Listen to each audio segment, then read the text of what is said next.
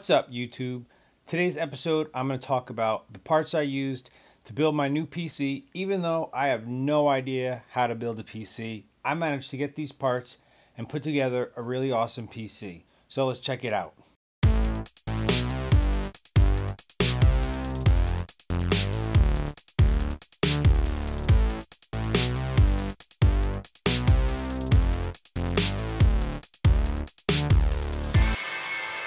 Alright, so I'm not going to do a whole PC build and do all those parts because there's a bazillion videos on YouTube that already do that. So what I just wanted to do was show you some parts that I got for my computer, and maybe it'll help you. I'll link all these at the bottom in the description. Everything I got was from Amazon. I know there's a million places out there to shop. I did research. I looked around. This wasn't a PC build to come under a certain budget. I just wanted to get the best prices I could find and maybe not spend too much money, but it wasn't like I was doing a $700 build. So let's start with the motherboard. I got this really cool AX370 gaming K7 motherboard. It's pretty awesome. It's got really cool RGB lights.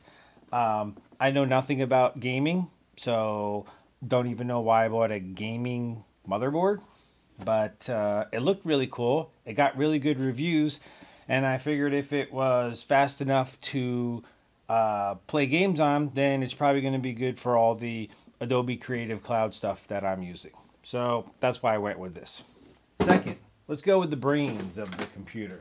I went with the Ryzen 5 1600. I know there's the other versions out there, the 7, I don't even know, maybe there's an 8, I have no idea.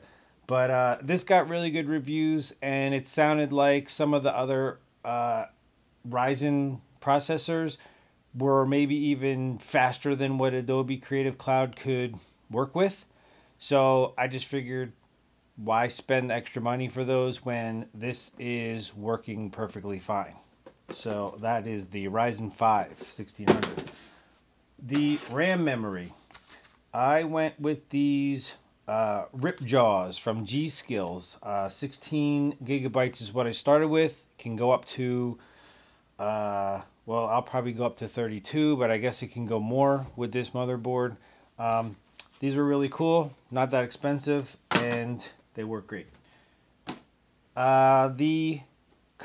The graphics card, yes. I know nothing about graphics cards. I'm not even sure why you need a graphics card other than to play games really fast.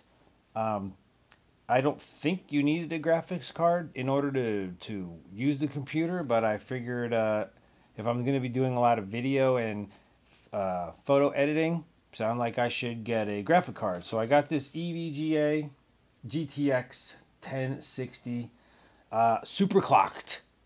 Yeah, super clocked. It means it goes faster or something, maybe. But it got good reviews, and it was not extremely expensive, and it was #1 in gaming, even though I'm not a gamer. But I figured if it's good for gaming, it's got to be good for Adobe stuff. What else? Oh, the power supply. Yes, the power supply, very important. So there's a lot of different things out there for power supply. I went with this EVGA Supernova 650 G2, 650 watts. It's an 80 plus. It's fully modular. Now I know there's ones that are not modular, and there's some that are partially modular. And I just wanted to keep my build very clean. I didn't need to have a billion wires in there that are just going to confuse me because I don't really know what I'm doing. So I went with this one because it's fully modular. You could just plug in the pieces that you need, the wires that you need, and be done with it. And it looks awesome. Gotta tell you, the case is just nice and clean. There's no wires all over the place. I would recommend spending the extra money and going with the fully modular. Next, the memory. I got this 960 EVO M.2. 250 gigabyte SSD drive. This is just for storing programs. I'm not going to use it to hold any data for any of my projects. That's all going to go on this hard drive I got, although this is just a brown box, not very exciting. But it was the WD Blue 1 terabyte hard drive. Got good reviews, super cheap, and I'm going to store my programs and things on that. But this one will just hold the programs that I want, the startup, the operating system, and everything. And I went with Samsung. There's a couple other out there that got good reviews, but lots of people said Samsung was the best one out there and the fastest. Whether it is or not, I have no idea. You have to do your own research. But that's what I went with, Samsung.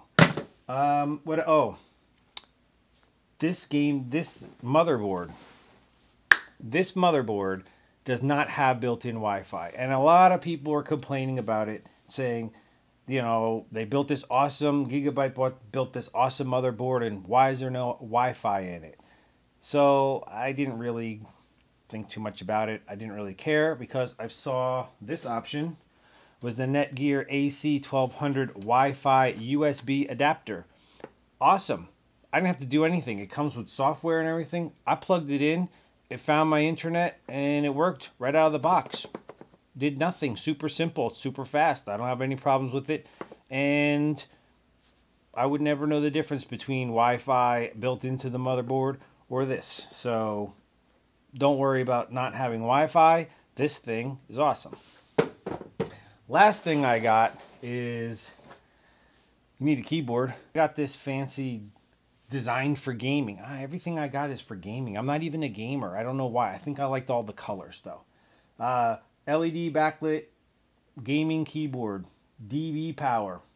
Inexpensive, does the job, looks cool, goes along with the whole color scheme. You can make, I think this is red, purple, or blue. And the motherboard you can make into any of the 18 gazillion colors that it can be. So yeah, it looks cool. A mouse, I've already had a mouse from another computer, and that's not it. No, because you see here, you have to have a monitor. And here's a monitor, and I got this Dell. And I don't even know the name of it, so I'm going to have to do that separately, I guess. All right, so I couldn't remember the name of the monitor, so I just went in and got the box. And it's the Dell 24-inch monitor. It's S2415H. Really cool monitor. Pretty decent price point. It looks great. It's all like, here, let me get rid of this box here. It's all shiny and black. It's really sleek looking, and it gives a really great display. It's I really like it. Everything looks sharp on it. The other thing that I forgot to talk about is the case that I put all the computer components in, and it is this S340 mid-tower by NZXT. I don't know, it seemed like everybody who's doing a build is using something like this, all the ones that I watched. And really cool, super easy to work in. It's got a lot of room. It doesn't break the bank, and it looks cool.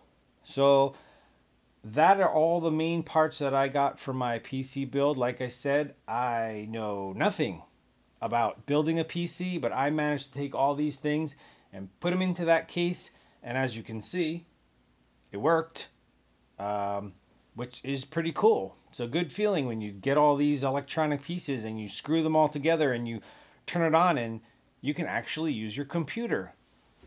So I was really digging all this stuff. There are two other things that I got that aren't necessary, but let me go get them and I'll show you. Okay, I'm back. So all of the videos I watched said you just need a screwdriver to put these things together. A Phillips head screwdriver.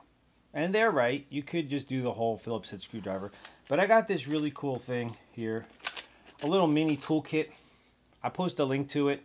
It's got all kinds of like cool bits and stuff. It's made for electronics and computers. It's magnetized. And it was very helpful. I'm glad I got it. Didn't need it, but definitely helpful. The other thing I got is this 1 terabyte hard external hard drive. This is where I'm going to be probably keeping files and things like that. I have a couple of these, so I kind of back up between all of them. But I just bought a new one, and it's one of those tough rugged armor, military grade. I wouldn't throw it around. I'm very careful with it, but it hopefully will last. And that is it for all of my PC parts.